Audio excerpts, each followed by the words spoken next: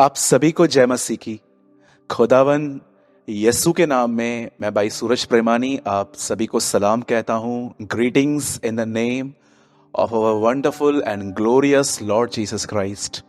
मैं आप सबों का एक बार फिर से मैं स्वागत करता हूँ और मैं विश्वास करता हूँ कि आप सुरक्षित हैं। और यदि आप अपने घर से थोड़ा बाहर झांक के देखेंगे तो आपको पता चलेगा कि खुदा ने हमें कितना सुरक्षित रखा है। जहां पर लोग इस महामारी से कोविड-19 से मर रहे हैं, लोग बीमार पड़ रहे हैं, पर यह फजल है, यह अनुग्रह है कि वह इब्राहिम के खानदान की हमेशा रक्षा करता है।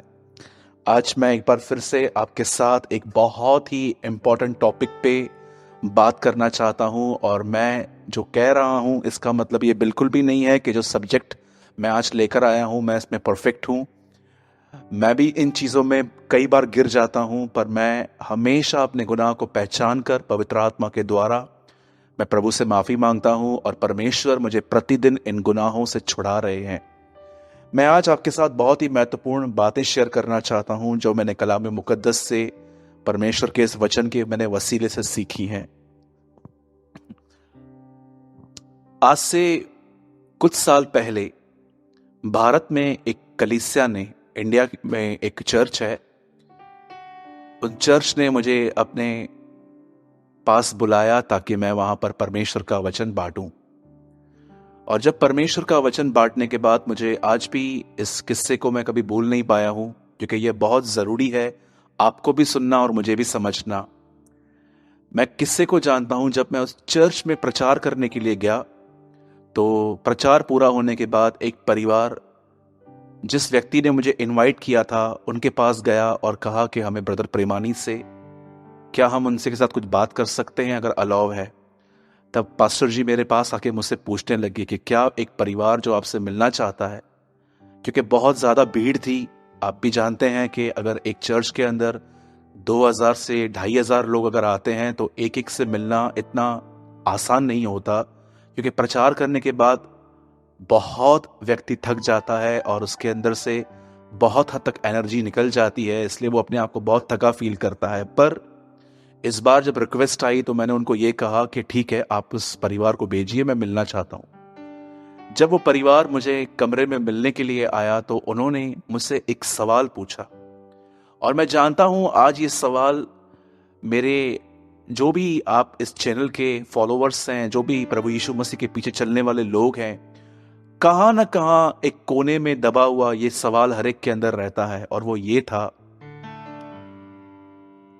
और मैं ये नहीं कहूंगा कि हर एक के अंदर, लेकिन कुछ लोगों के अंदर ये सवाल जरूर होता है।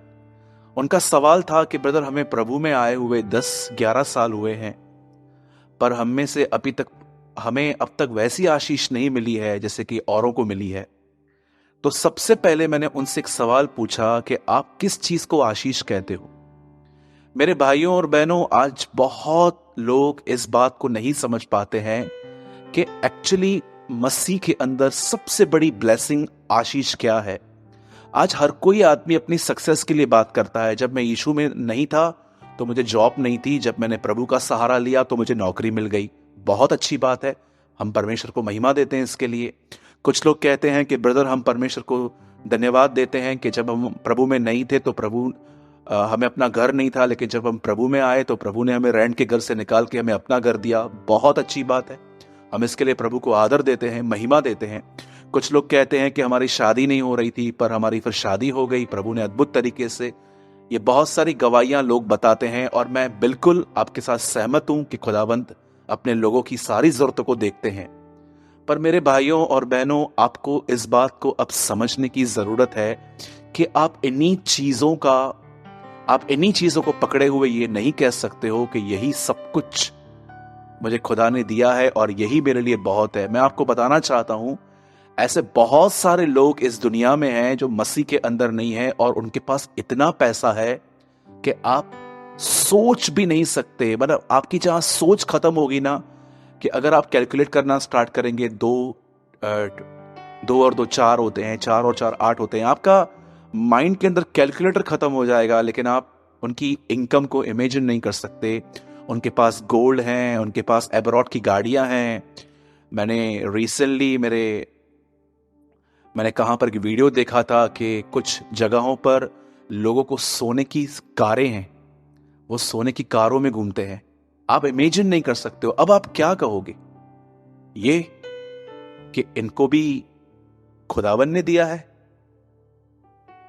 शैतान यीशु को ऊपर पहाड़ पे लेके आके सब कुछ दिखाता है और कहता है मेरे सामने झुक, मैं तुझे दे दूंगा। मतलब उसके पास भी है, लेकिन बात यह है कि उसको परमेश्वर ने नहीं दिया है। आज इंसान ने अपना खुद का अधिकार उसको दिया है। बाइबल बताती है कि परमेश्वर ने इंसान को बनाया और कहा फलो फूलो और पृथ्वी पर अधिकार करो। सबसे पहला अधिकार आदम के पास था। जब उन्होंने आज्ञा का उल्लंघन किया तब शैतान के पास चला गया। जब यीशु मसीह क्रूस पे चढ़े तो उन्होंने शैतान से वो छीन लिया और अब यीशु ने कहा स्वर्ग और पृथ्वी का सारा अधिकार अब मुझे दिया गया है।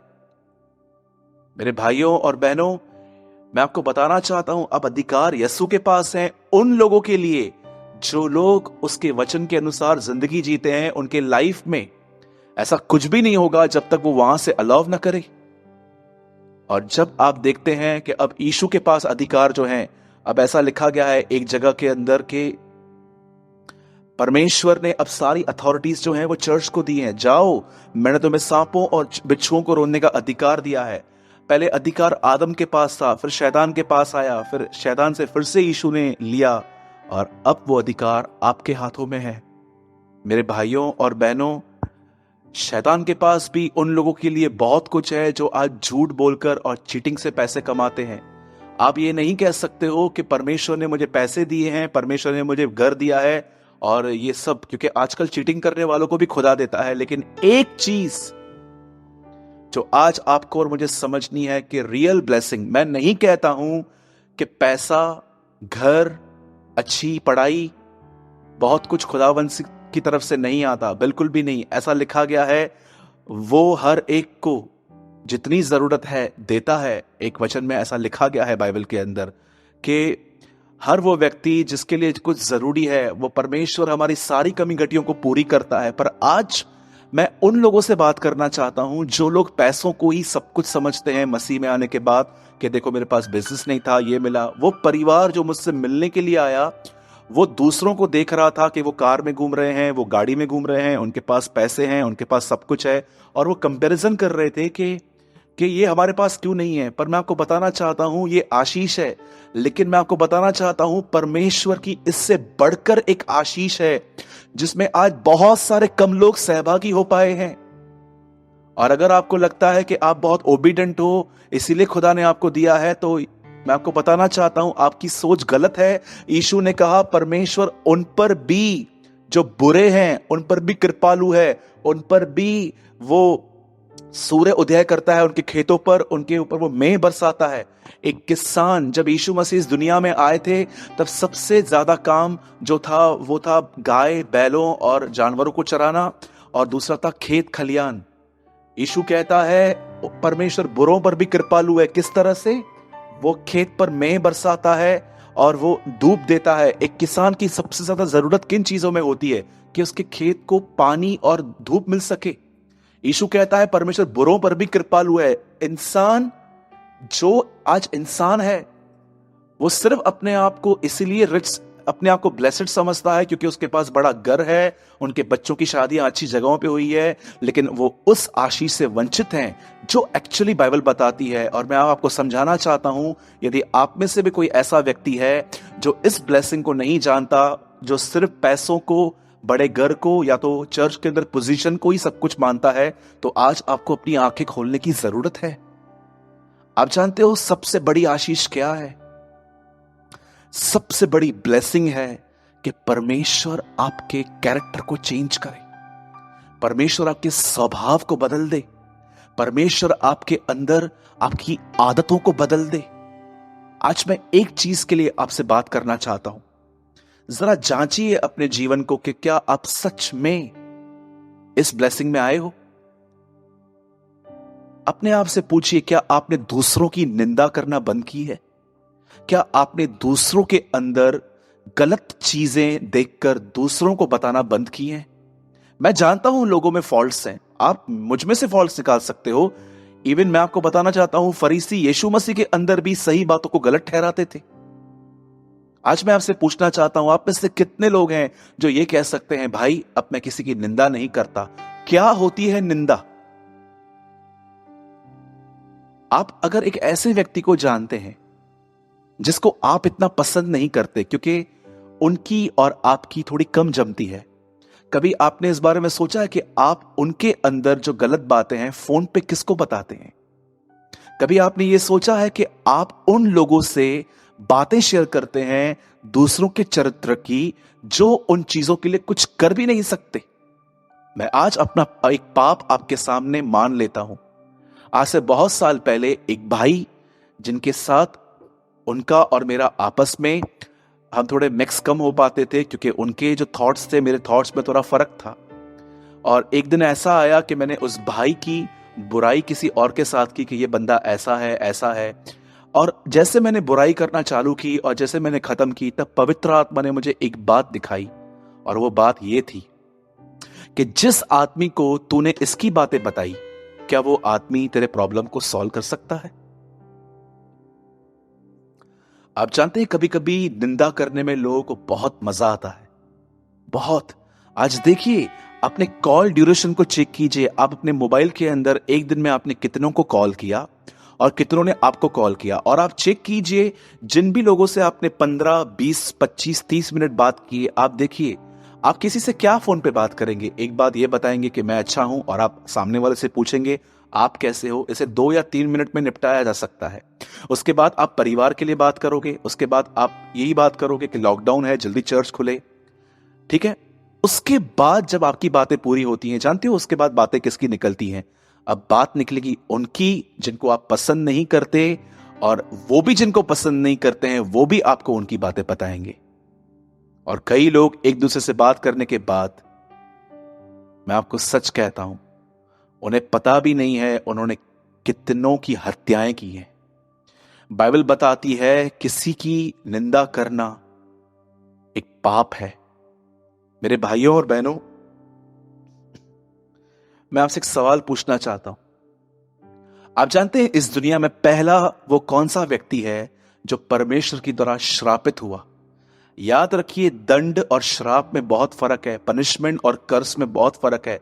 जब आदम ने पाप किया तो आदम को पनिशमेंट मिली, लेकिन जानते हो बाइबल का जो पहला व्यक्ति है जिसे श्राप दिया गया था वो था केन, आदम का बच्चा, आदम का बेटा। क्या फर्क था आदम के पाप में और केन के पाप में? याद रखिएगा, एक स्मोकिंग करने वाला व्यक्ति, एक शराब पीने वाला व्यक्ति किसी और को सबसे ज्यादा वो अपने आप को डैमेज करता है। हां, मैं जानता हूं, अगर आप में से कोई भी यहां पर बैठा हुआ है जो शराब पीता है, जो सिगरेट पीता है, चाहे वो ऑकेशनली क्यों ना हो कि मैं कभी कभी पीता हूं, ब्रदर, मेरे भाई, मेरी बहनें, संभालिएगा, न्याय द्वार पे खड़ा है।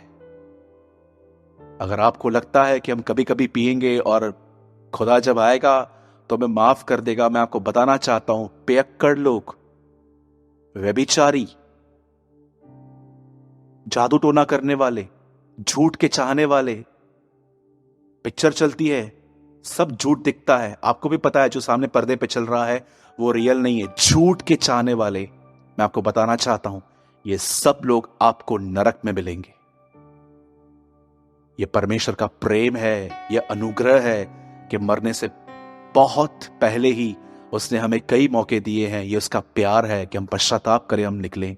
एक स्मोकिंग और ड्रिंक करने वाला व्यक्ति सबसे ज्यादा अपने लंग्स को, अपने अंदर की चीजों को खराब करता है। पर आप इस बात को जानते हैं, निंदा करने वाला व्यक्ति सिर्फ अपने आप को नहीं, वो अपने साथ किसी और को भी खराब कर रहा है। मेरे सामने यहां पर एक ब्रदर बैठे हुए हैं, इनका नाम है ब्रदर पंकज।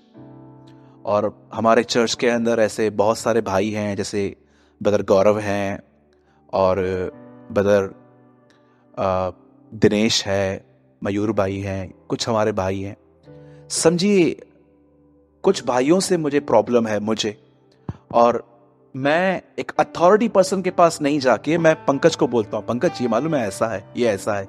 आप जानते हैं मैं पंकज के अंदर इन भाइयों के लिए, भाइयों की हत्या कर रहा हूं। प्रॉब्लम मेरा है, लेकिन इनका और पंकज का कुछ भी नहीं है। ये प्यार से मिलते हैं, लेकिन अब मैं अपनी गंदगी पंकज में इम्पार्ट कर रहा हूं। अब पंकज भी इनसे वैसा ही बात करेगा जैसा मैं हूं, क्योंकि मैंने अपनी गंदगी उसमें इम्पार्ट कर दी। याद रखिए मेरे भाइयों और बहनों, कुछ पाप ऐसे हैं जिसमें आप दूसरों को इन्वॉल्व करते हो। और याद रखिएगा इस बात को कि आपको न्याय के दिन, अगर आपने अब पश्चाताप नहीं किया, तो न्याय के दिन आपको इन चीजों का लेखा देना पड़ेगा। और आप भी जानते हो, मैं भी जानता हूं, कौन धर्मी ठहरेगा उसके सामने। यदि वो हमारे कामों का न्याय करे तो कौन धर्मी ठहरेगा। लेकिन बहुत जरूरी है कि हम सही पश्चाताप करें। और मैं आपसे एक सलाह देता हूं, मैं आपको मेरे भाइयों और बहनों, जिनसे भी आपकी लंबी बातचीत होती है फोन पे, जरा जांचिए कि आप क्या बात करते हैं उनसे। याद रखिएगा, शराब पीने और सिगरेट पीने से भी गंदा पाप है किसी की निंदा करना, किसी की बुराई करना। आपको उन लोगों के पास नहीं जाना है कंप्लेन लेकर, जो आपकी प्रॉब्लम को सुन के बस आपको कुछ भी नहीं कर सकते हैं और वो आपको अपनी बुराई, अपनी प्रॉब्लम्स बताएंगे। आपको एक ऐसे व्यक्ति के पास अपनी प्रॉब्लम लेके जाना चाहिए जो व्यक्ति आपके लिए कुछ कर सके, ताकि वो उस व्यक्ति को समझा सके। आप जानते हैं, मैं अपने चर्च में हमेशा ये बात चिल्ला चिल्ला कर कहता हूं कि अगर आपको कलीसिया के अंदर किसी से भी प्रॉब्लम है, किसी से भी आपका मन मुटाव है, तो आपको किसी के पास जाने की जरूरत नहीं है। आप सीधा मेरे पास आओ, मुझसे बात करो, और मेरा काम है उस आदमी को समझाना। पर अगर आप एक एक को फोन करके बताएंगे ये ऐसा है, ये ऐसा है, तो मैं आपको बताना चाहता हूं, आप प्रभु की कलीसिया को काट रहे हो, आप उसे तोड़ रहे हो। और ये मत समझिएगा कि आप प्रभु के साथ बांट रहे हो, आप प्रभु का काम खराब कर रहे हो। कभी आपने इस बारे में सोचा, जॉन द बैप्टिस्ट का डैड जकरिया क्यों गूंगा किया गया? मैं आपको सच कहता हूं, आप में से कुछ लोग जो मुझे देख रहे हैं, निंदा आपके जीवन का एक हिस्सा बन चुकी है आज। कभी कभी जब तक आप ये न करते हैं, आपको चैन नहीं आता। मेरे भाइयों और बहनों, खुदा के सामने रोइए, आंसू बहाइए कि प्रभु आपको इन गुनाहों से छुड़ाए, क्योंकि ये एक ऐसा पाप नहीं है जो सिर्फ आपको खत्म कर रहा है। आदम ने जो पाप किया उसमें वो सिर्फ खुद खराब हुआ, लेकिन केन ने अपने भाई की हत्या की, इसलिए प्रभु ने उससे कहा तू श्रापित है। मेरे भाइयों और बहनों, अलर्ट हो जाइए, ये बहुत बड़ा गुनाह है, इसमें कभी इन्वॉल्व मत होइए। कोई भी व्यक्ति अगर आपको कॉल करके यहां वहां की बातें कर रहा है, कुछ भी बोल रहा है, आप उनको बीच में काट के बोलिए, क्या हम कुछ और बात करें? बड़े प्रेम से कहिए। अगर वो फिर से शुरू हो जाते हैं, उनको बोलिए रुकिए, चलिए प्रार्थना करते हैं इनके लिए। जो लोग बदलाव नहीं चाहते हैं, सिर्फ अपने दिल को खाली करना चाहते हैं, वो गप्पे मारते हैं। लेकिन जो लोग दूसरों में बदलाव चाहते हैं, आप उनको देखोगे वो दुआएं करेंगे। यीशु हमारी निंदाएं नहीं करता है, यीशु खुदावन से बात करता है हमारे दाहिनी ओर, क्योंकि वो हम में बदलाव देखना चाहता है। प्लीज न आप ये करें, न ऐसों का साथ दें जो दूसरों में से बुराइयां निकाल कर उनके लिए बातें करते हैं। मैं आपसे विनती करता हूं, याद रखिएगा, लिखा है मूर्ख के साथ इंसान नाश हो जाता है। ये एक प्रोवर्ब है, ये एक कहावत है। बच्ची, आइए आज मैं आपके साथ कुछ परमेश्वर के वचन से शेयर करना चाहता हूं, जो आपके लिए बहुत इंपॉर्टेंट है, बहुत ज्यादा। आप में से जिस किसी के पास भी परमेश्वर का वचन है, हम सब खोलेंगे 2 किंग्स और उसका 4 अध्याय। 2 राजा और उसका 4 अध्याय।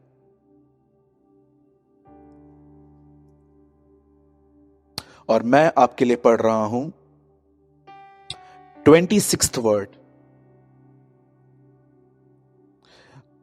अब उससे मिलने को दौड़ जा और उसको पूछ कि तू कुशल से है, तेरा पति भी कुशल से है और लड़का भी कुशल से है।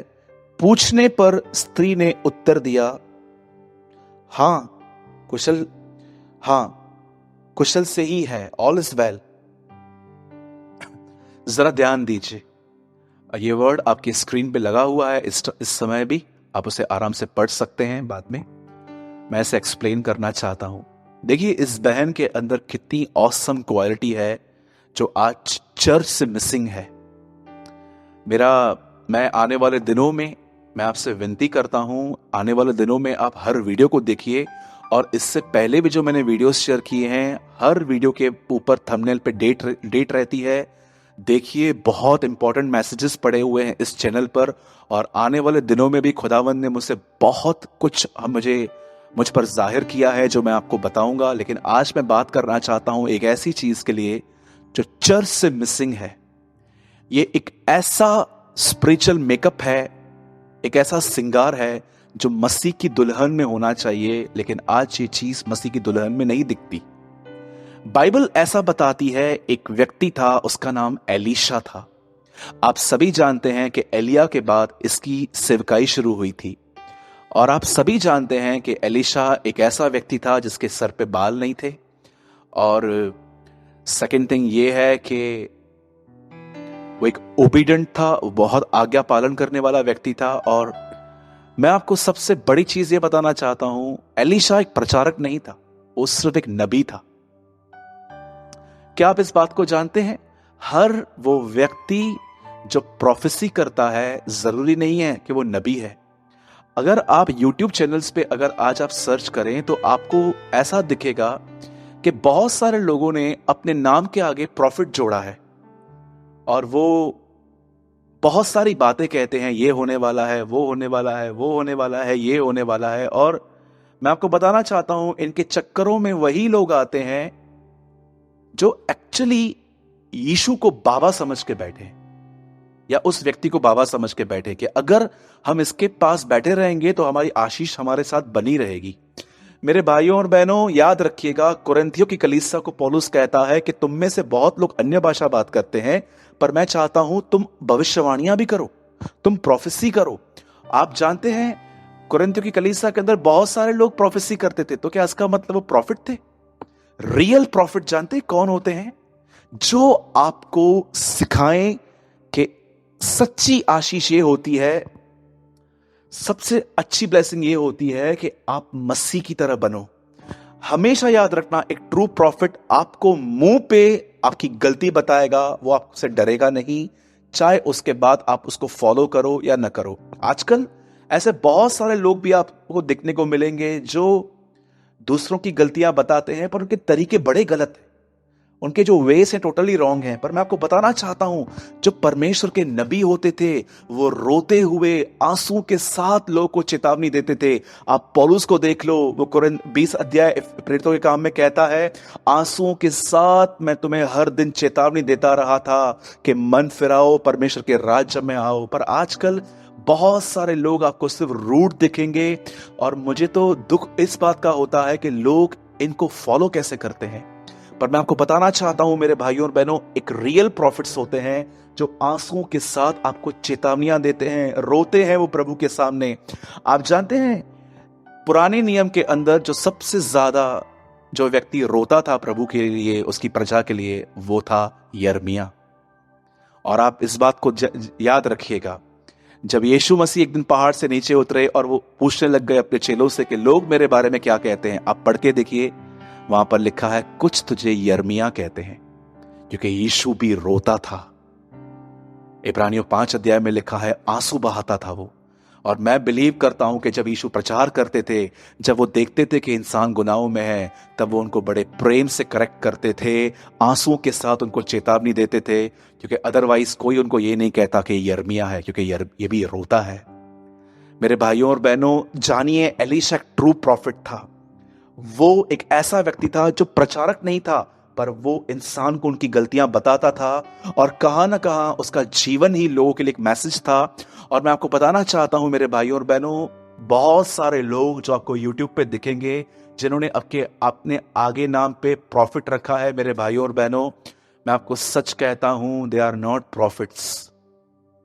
वो भीड़ से प्यार करते हैं, उनको फॉलोवर्स जब बढ़ते हैं तब उनको वहां मजा आता है। वो अपनी कलीसिया को मसीह के आने के लिए तैयार नहीं कर रहे हैं।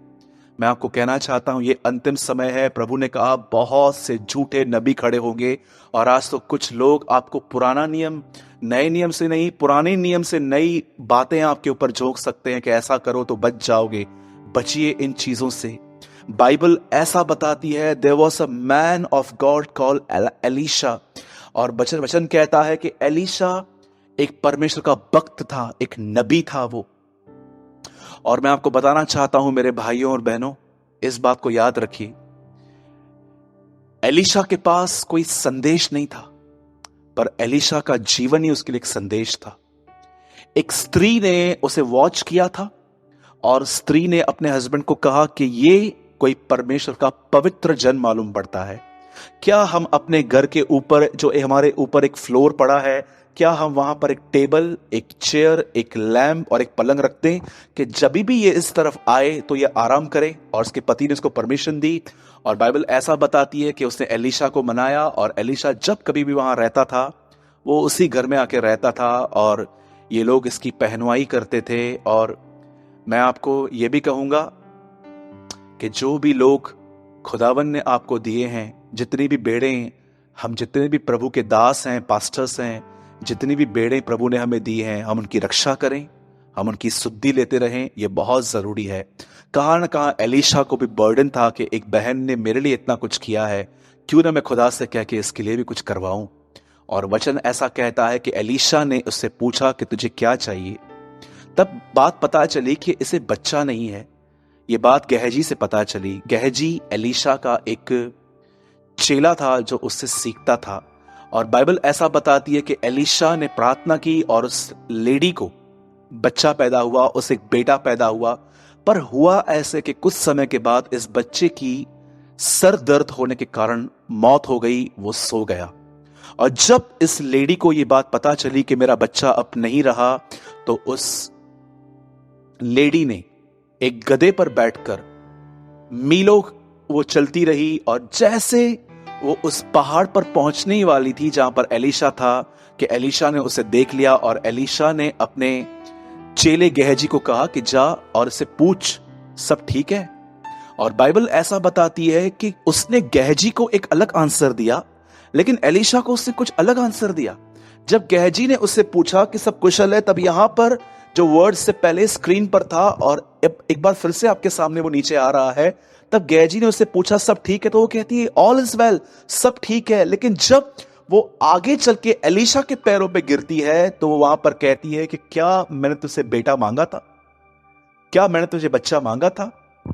मेरे भाइयों और बहनों, इस लेडी के अंदर एक खूबसूरत बात जानते हैं क्या है? ये जानती है कि मुझे अपनी बातें किससे शेयर करनी है। वो जानती है कि एलीशा एक परमेश्वर का जन है, मुझे उससे ही जाकर ये बात कहनी है। आज आप और मैं बहुत सारे हालातों से गुजरते हैं। कभी हम फाइनेंशियल प्रॉब्लम में रहते हैं, कभी कभी हमारी जॉब चली जाती है, कभी कभी हमारे बच्चे हमारी बात नहीं मानते हैं, वो कंटिन्यू सेलफोन को यूज करते हैं, हमारे मना करने के बाद वो लेट नाइट सोते हैं। कई बार ऐसा होता है कि आपने शादी करी और शादी के बाद आपकी जम नहीं रही है अपनी पति पत्नी की। ऐसी बहुत सारी पारिवारिक चिंताएं, ऐसी बहुत सारी बिजनेस टेंशन्स, चर्च के अंदर के इश्यूज हमारे सामने आते हैं। पर अब बात यह है, आप किससे शेयर करते हैं? कुरिन्थियों की कलीसिया एक ऐसी कलीसिया थी जो कलीसिया की बातें अविश्वासियों के पास लेके जाते थे। आज आप देखिए कि जितने भी लोग एक दूसरे के दुश्मन हैं और एक दूसरे के लिए कुछ बोलते हैं, मैं आपको सच कहता हूं मेरे भाइयों और बहनों, अन्य जातियां हंसती हैं इन लोगों पर कि देखो ये वो लोग हैं जो लोगों को मसीह में लेकर आते हैं, पर इनका जीवन देखो।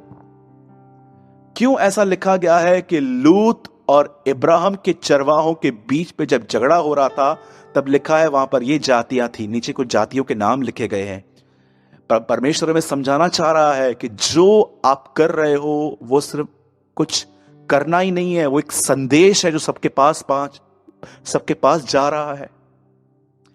ये बहन गहजी को कुछ नहीं कहती है, पर वो एलीशा के पास जाके कहती है। और आप सभी जानते हैं इस स्टोरी के लास्ट में, इस सत्य घटना के अंदर, वो बच्चा आखिर लास्ट में मुर्दों में से जी उठा।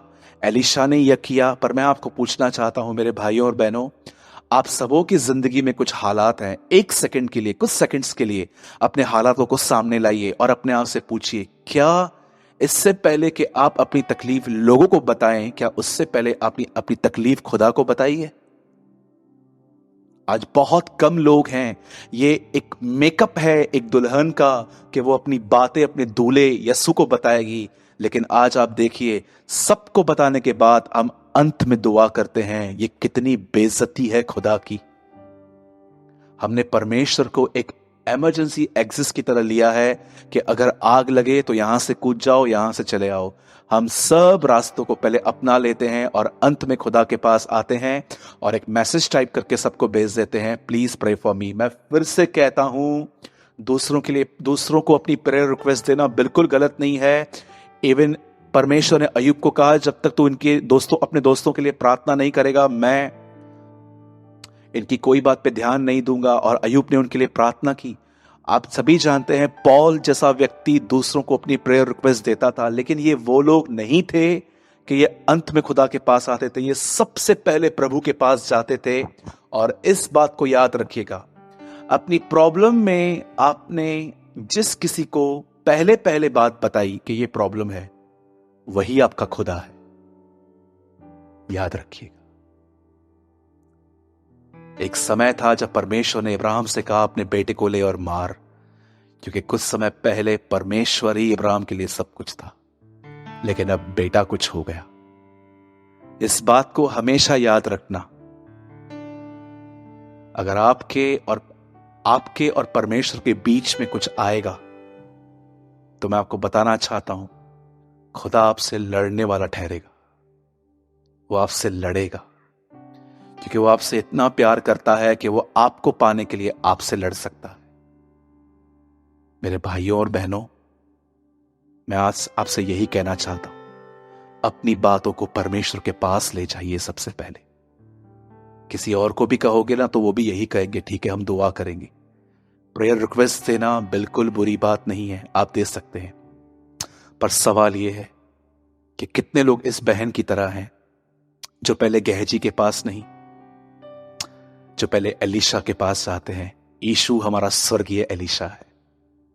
मेरे भाइयों और बहनों, आज रात को सोने से पहले अपने आप को खुदा के सामने खाली कर दीजिए और यह विश्वास रखिए कि जो आपने उसे कहा है, वो उसे अपने समय में ठीक कर देगा। Let's pray.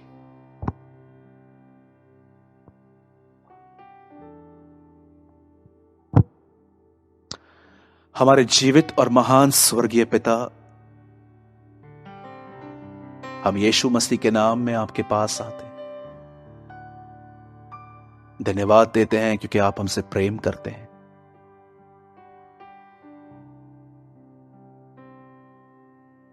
हमसे बात करने के लिए आपका हम शुक्रगुजार हैं प्रभु। हम दुआ करते हैं प्रभु, आज जो हमने सुना और सीखा है, हमें उस पर चलने के लिए आप अनुग्रह दें। बहुत बार हम अपनी बातें प्रभु सिर्फ दूसरों से शेयर करते हैं, तेरे पास नहीं आते। हमें माफ कर, हम पर दया कर। हम धन्यवाद देते हैं, आपने हमारी दुआओं को सुना। यीशु मसीह के नाम में आमीन, आमीन।